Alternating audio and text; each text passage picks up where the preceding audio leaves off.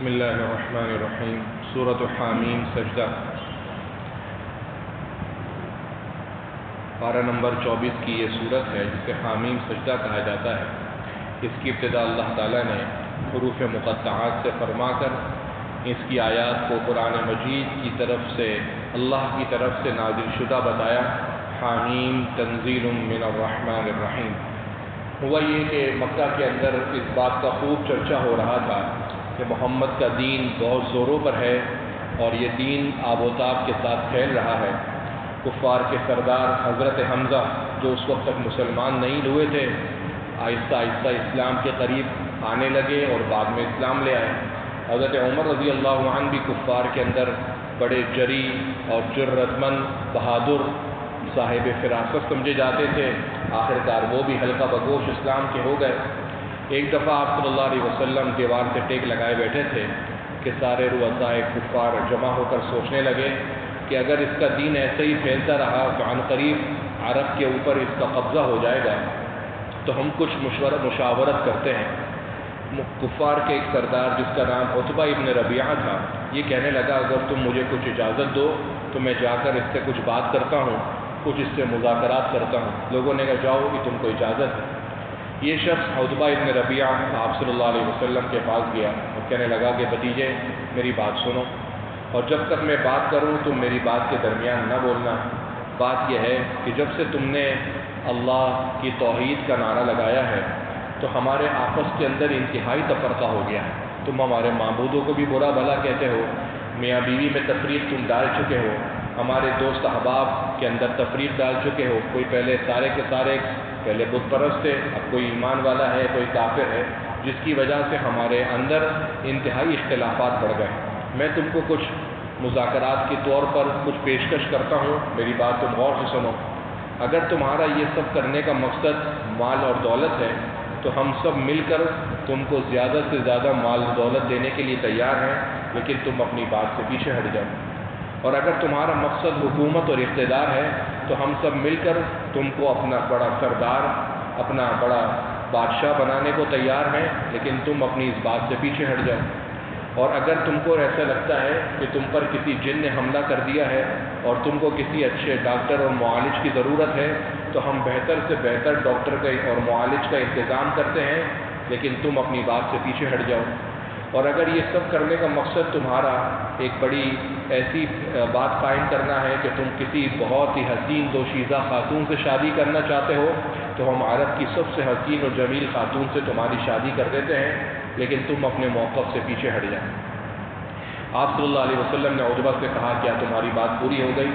تو عتبہ نے کہا میری بات پوری ہو گئی۔ اسی دوران آپ صلی اللہ علیہ وسلم پر سورۃ حامیم سجدہ کی آیت نمبر 1 سے لے کر 12 کا نزول ہوا اور آپ صلی اللہ علیہ وسلم نے یہ آیتیں پڑھ کر سنائیں۔ حامیم تنزیل من الرحمن الرحیم، یہاں سے لے کر آیت نمبر 12 تک آپ نے تلاوت کی۔ عتبہ ابن ربیعہ کان لگا کر اپنے دونوں ہاتھ زمین پر رکھ کر غور سے سنتا رہا۔ جب آپ صلی اللہ علیہ وسلم ادھر تک پہنچے ذالک تقدیر العزیز العلیم، تو عتبہ آپ صلی اللہ علیہ وسلم کے منہ پر ہاتھ رکھ دیا اور کہنے لگا محمد بس اب زبان سے کچھ مت کہیے گا ورنہ مجھے کچھ ہو جائے گا، اب براہ کرم آپ خاموش ہو جائیں۔ آپ جو کہہ رہے ہیں وہ آپ کے لیے اور جو ہم کہہ رہے ہیں ہمارے لیے۔ سارے لوگ پیچھے سے یہ منظر دیکھ رہے تھے جب عتبہ اس مجلس سے کھڑا ہوا اور پیچھے کفار کے سرداران جہاں بیٹھے تھے وہاں جانے لگا، تو لوگوں نے عتبہ کے چہرے کو دیکھ کر کہا کہ جو چہرہ دیا تھا وہ چہرہ ویسا نہیں ہے، اب تو چہرے کا رنگ باقاعدہ بدل گیا ہے۔ عتبہ ان کے قریب آیا، لوگوں نے کہا کیا ہوا تجھے، تیرے چہرے کا رنگ بدلا ہوا ہے؟ تو کہنے لگا اللہ کی قسم آج میں نے ایسا کلام سنا ہے کہ میں نے ایسا کلام نہ اس سے کبھی پہلے سنا ہے، اور ایسی بات سنی ہے جو نہ کسی شاعر کی ہو سکتی ہے، نہ کوئی جادوگر اپنی طرف سے کہلا سکتا ہے، نہ کوئی کہنے والا اپنی طرف سے گڑھ سکتا ہے۔ بلا شبہ میں نے ایسا قرآن سنا ہے کہ اگر تم لوگ بھی سنو تو تم اس کی طرف کان لگا کر توجہ سے سننے لگو۔ سارے لوگ کھڑے ہو گئے اور کہنے لگے عتبہ ہمیں یہی خدشہ تھا کہ محمد تجھ پر جادو کر دے گا، اور یہی ہوا کہ محمد نے تجھ پر جادو کر دیا ہے۔ یہ وہ آیتیں ہیں جو اس وقت آپ صلی اللہ علیہ وسلم پر نازل ہوئی۔ اس کے بعد اللہ تعالیٰ نے آیت نمبر 19 کے اندر اس بات کی طرف اشارہ فرمایا کہ وہ لوگ جو اللہ کے دشمن ہیں ان کو قیامت کے دن آگ کی طرف بلا کر مختلف گروہوں میں تقسیم کر دیا جائے گا۔ اور ان کو بلانے کے بعد ان کے کان، ان کی آنکھیں اور ان کا جسم انہی کے خلاف گواہی دے گا۔ تو یہ لوگ اپنے جسم سے کہیں گے کہ لما شہیدتم علینا، کہ بھائی تم میرے خلاف کیوں گواہی دے رہے ہو؟ جسم میرا ہے اور میرے خلاف گواہی دے رہے ہو۔ تو جسم اور زبان اور جسم کے دیگر اعضاء کہیں گے انطق اللہ الذی انطق کل شیء، اللہ نے جس طریقے سے ہر چیز کو قوت گویائی دی ہے، آج ہمارے جسم کو بھی گویائی دے دی، ہم تو صاف صاف بات تمہاری تم نے جو کچھ اعمال کیے وہ اللہ کو بتائیں گے۔ اس کے بعد اللہ تعالیٰ نے آیت نمبر 26 میں اس بات کا تذکرہ کیا کہ ابو جہل کہا کرتا تھا کہ جب محمد قرآن زور سے پڑھنے لگے تو تم لوگ زور زور سے سیٹیاں بجانا، تالیاں بجانا، تاکہ قرآن کی آواز دب جائے، قرآن کی آواز نمایاں نہ ہو۔ اس پر آیت نمبر 26 نازل ہوئی۔ اللہ کا ارشاد ہے وقال الذین کفروا، کہ کافر کہتے ہیں لا تسمعوا لهذا القرآن، اس قرآن کو مت سنو، والغوا فیہ، اور خوب شور کرو جب یہ قرآن پڑھا جائے، لعلکم تغلبون، تاکہ تم لوگوں کا غلبہ قرآن پر ہو جائے۔ اللہ فرماتے ہیں ایسے لوگوں کو ہم قیامت کے دن سخت عذاب چکھائیں گے اور بدترین سزا ان لوگوں کے لیے تیار کر رکھی ہے۔ وہ لوگ جو کافر ہیں قیامت کے دن اللہ سے کہیں گے کہ اللہ ہمیں جن لوگوں نے گمراہ کیا ہے آپ ہمیں ان کی طرف رہنمائی کیجیے۔ آج ہم ان گمراہ کرنے والے ہمارے جو سرداران ہیں جن کی وجہ سے ہم گمراہی کے اندر مبتلا ہو گئے، آج ہم ان کو اپنے پاؤں تلے روندنا چاہتے ہیں تاکہ وہ مزید جہنم کی کھائیوں کے اندر جا گرے۔ اس کے مقابلے میں وہ لوگ جو کہتے ہیں کہ ہمارا رب اللہ ہے پھر اس پر قائم رہتے ہیں، اللہ فرماتے ہیں ایسے لوگوں پر فرشتوں کا نزول ہوتا ہے، کہتے ہیں کہ مت گھبراؤ، مت ڈرو، اور ایسے لوگوں کے لیے جنت کی خوشخبری ہے۔ آیت نمبر 33 کے اندر اللہ تعالیٰ نے فرمایا کہ وَمَنْ أَحْسَنُ قَوْلًا مِمَّنْ دَعَا إِلَى اللَّهِ، اس سے بہتر بات کس کی ہو سکتی ہے جو لوگوں کو اللہ کی طرف بلائے، وَعَمِلَ صَالِحًا، اور خود بھی نیکی کے عمل کرے۔ مفسرین نے لکھا ہے اس سے مراد ہر وہ شخص ہے جو لوگوں کو اللہ کی طرف بلاتا ہے۔ اللہ فرماتے ہیں اس سے بہتر بات کس کی ہو سکتی ہے؟ بعض مفسرین فرماتے ہیں اس سے مراد مؤذن ہے جو دن کے اندر 5 دفعہ اللہ کی طرف لوگوں کو بلاتا ہے، نماز اور کامیابی کے معیار ان کو سمجھاتا ہے۔ یہ وہ ہے جس کے بارے میں اللہ نے فرمایا کہ اس سے بہتر کلام کس کا ہو سکتا ہے جو لوگوں کو اللہ کی طرف بلائے۔ اس کے ساتھ ہی اللہ نے فرمایا کہ نیکی اور بدی برابر نہیں ہے۔ تمہارے ساتھ کوئی غلط کرے ادفع بالتی ہی احسن، تم اس کے ساتھ غلط کے مقابلے میں اچھا کرو، ہوگا کیا؟ فَإِذَا الَّذِي بَيْنَكَ وَبَيْنَهُ عَدَاوَةٌ، جب تمہارے اس کے درمیان سخت دشمنی ہو، وہ تمہارے ساتھ غلط کرتا رہے، تم پر ظلم کرتا رہے، لیکن تم اس کے مقابلے میں اس کا جواب حسن سلوک سے دو۔ قرآن کہتا ہے کأنہ ولی حمیم، ایک دن ایسا آئے گا کہ تم اور وہ گہرے دوست بن جائیں گے۔ لیکن آگے اللہ فرما رہے ہیں وما یلقاها الا الذین صبروا، کہ بھائی یہ نیکی کا جواب، بدی کا جواب نیکی سے دینا، غلط کا جواب اچھائی سے دینا، کسی کے ظلم کا جواب اچھا سلوک کر کے دینا، اس بات کی تلقین تو انہی کو کی جاتی ہے جو بہت زیادہ اللہ پر صبر کرنے والے ہیں، اور یہ وہ لوگ ہیں جو بہت بڑے نصیب والے ہیں۔ نصیب والا وہ نہیں ہے جو ترکی بترکی جواب دے، جو پتھر کا جواب چٹان سے دے، جو کہے تو مجھے ایک بول میں تیرے کو 2 بولوں گا، بلکہ اصل نصیب والا وہ ہے کہ جو برائی کا جواب اچھائی سے دے۔ اور اس دوران اگر شیطان تم کو کسی وسوسے میں مبتلا کر دے، اللہ فرماتے ہیں فاستعذ باللہ، تو اللہ کی پناہ میں آ جانا، انہ هو السمیع العلیم، اللہ تعالیٰ سننے والے اور جاننے والے ہیں۔ آیت نمبر 51 میں اللہ نے فرمایا کہ انسان پر جب ہم انعامات کی بارش کرتے ہیں، انسان پر خوب انعامات کرتے ہیں، اعرض ونأى بجانبہ، انسان اعراض کرتا ہے اور ایک کنارے پر ہو جاتا ہے، اس کو اللہ کا کوئی خیال نہیں ہوتا۔ وَإِذَا مَسَّهُ الشَّرُّ، لیکن جیسے ہی کوئی مصیبت لگتی ہے، فَذُو دُعَاءٍ عَرِيضٍ، لمبی چوڑی دعائیں کرتا ہے، اللہ کا قرب حاصل کرتا ہے۔ اس کا مطلب یہ نہیں ہے کہ مصیبت آئے تو اللہ کی طرف رجوع نہ کریں، بلکہ آپ صلی اللہ علیہ وسلم کی سنت یہ ہے کہ حضور کو جب کوئی بھی معاملے میں پریشانی ہوتی، حضور نماز کی طرف متوجہ ہو جاتے، حضور اللہ سے دعائیں کی طرف متوجہ ہو جاتے، لیکن عام حالات کے اندر اللہ کو بالکل بھول جانا اور مصیبت کے وقت اللہ کے ساتھ لمبی چوڑی دعائیں کرنا، اللہ تعالیٰ اس پر انسانوں سے شکوہ کر رہے ہیں کہ ہونا یہ چاہیے کہ ہر حال کے اندر اللہ کو یاد رکھا جائے۔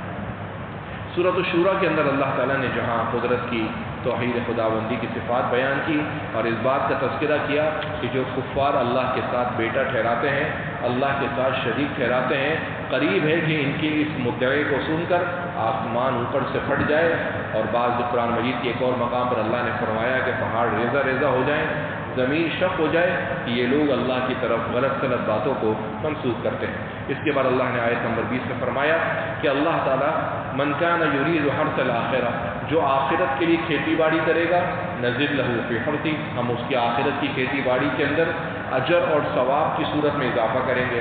और जो दुनिया के अंदर ही लगा रहा, आखिरत को भूल गया, हम दुनिया के अंदर तो उसको दे देंगे, क्योंकि मेहनत तो कर रहा है, मेहनत करेगा तो मेहनत का फल और बदला तो मिलेगा, लेकिन वमा लहू फिल आखिरति मिन नसीब, आखिरत के अंदर उसको कुछ भी नहीं मिलेगा।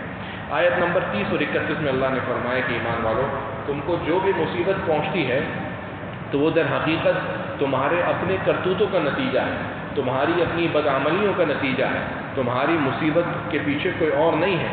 हमारे घरों के अंदर कोई मामला हो जाए, हम सबसे पहले समझते नज़र लग गई, जादू हो गया, बंदिश हो गई, जबकि अल्लाह का इरशाद यह है कि कोई भी मुसीबत तुम पर आए कभी माँ का सबत अयदीकुम, वो तुम्हारी अपनी बदअमली, तुम्हारे अपने करतूतों का नतीजा है।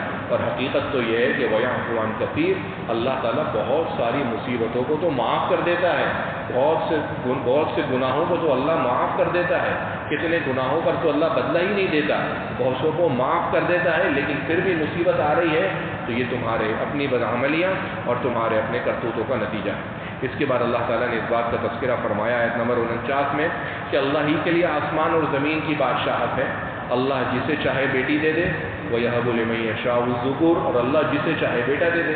मुफस्सिरीन ने लिखा है यहाँ पर बेटी को पहले लाए हैं कि वो घराने और वो वालिदैन जिनकी यहाँ पहली औलाद बेटी की सूरत में होती है, वो वालिदैन और वो घराने बाइस से रहमत और बाइस से नेमत होते हैं। और अल्लाह ताला ने इस आयत के अंदर पहले बेटी का तज़किरा फरमाया है और साथ ही अपनी बादशाहत का तज़किरा करते हुए फरमाया अल्लाह वो ज़ात है कि जिसे चाहे और बेटा और बेटी दोनों दे दे, और अल्लाह जिसे चाहे मन यशा हकीमा बांझ कर दे, बांझ अल्लाह ताला बना दे, उसके यहाँ कोई औलाद ही ना हो। ऐसा नहीं कि अल्लाह औलाद दे नहीं सकता, अल्लाह देने पर कादिर है, लेकिन इन्नहु अलीमुन क़दीर, अल्लाह का इल्म, अल्लाह का कुदरत बहुत वसी है, अल्लाह देने पर कादिर है, लेकिन अल्लाह की हिकमत में नहीं होता तो अल्लाह किसी को कुछ भी नहीं देता, किसी को सिर्फ बेटी, किसी को सिर्फ बेटा और किसी को अल्लाह ताला दोनों से नवाज देते हैं। सूरह ज़ुख़्रुफ़ के अंदर इस बात का इरशाद शुरू के अंदर हुआ कि जब उनको अरब के अंदर बताया जाता था कि तुम्हारे घर पे बेटी हुई है तो उनके चेहरे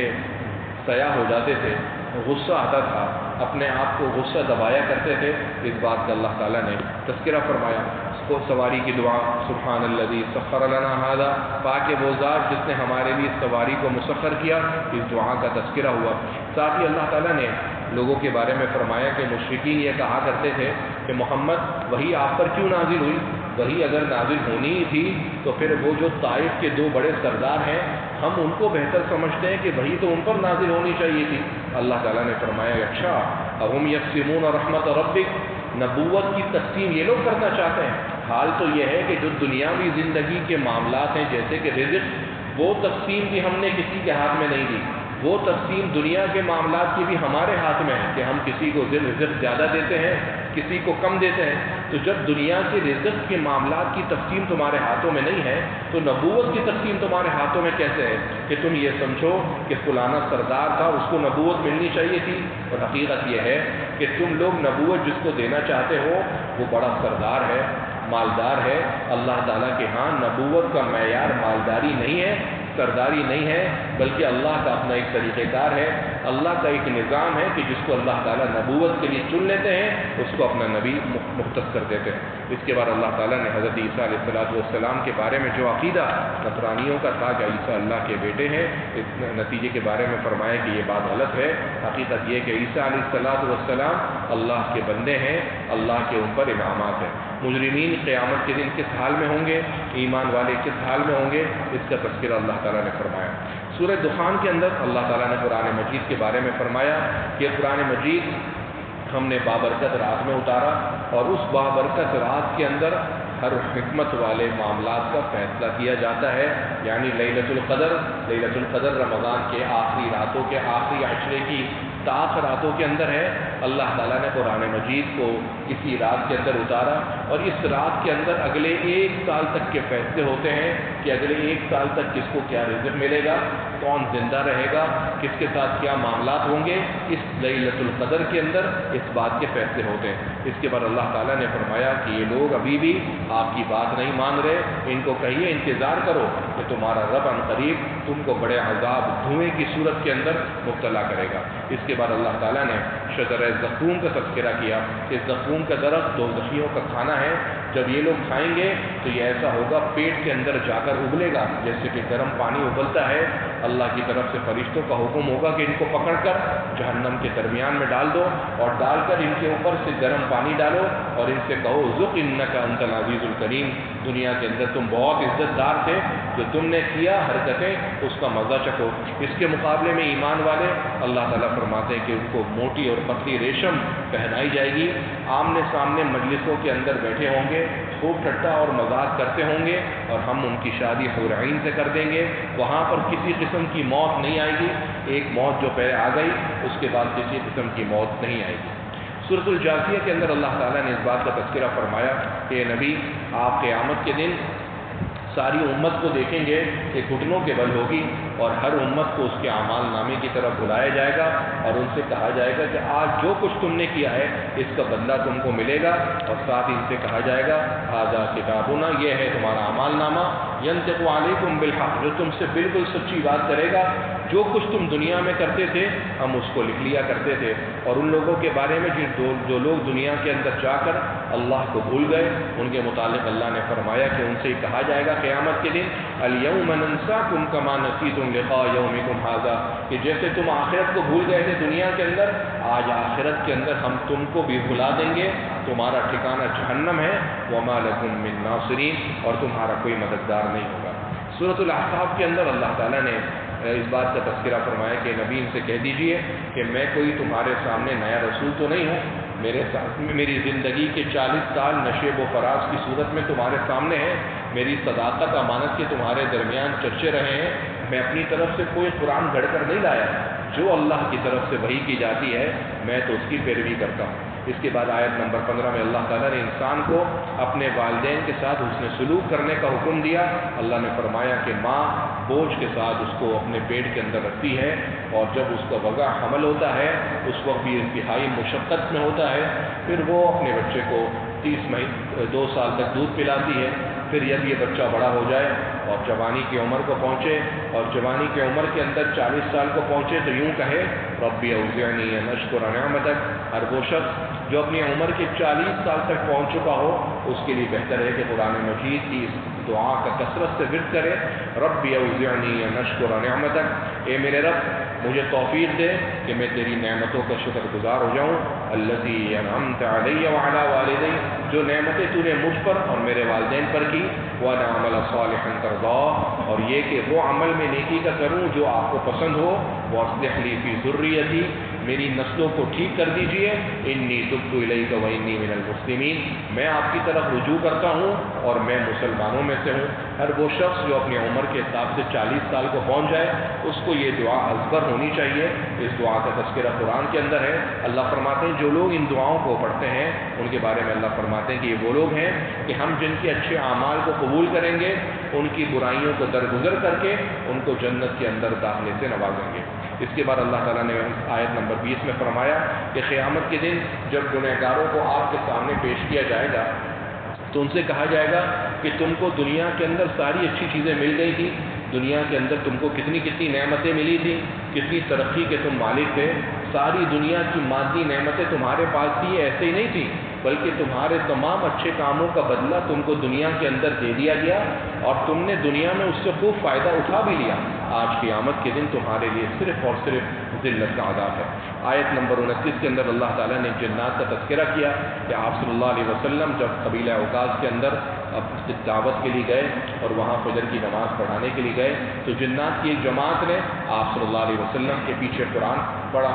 یہ تقریباً 10 کے قریب جنات تھے, اور جب جنات نے قرآن سنا تو آپس میں کچھ بات کرنے لگے.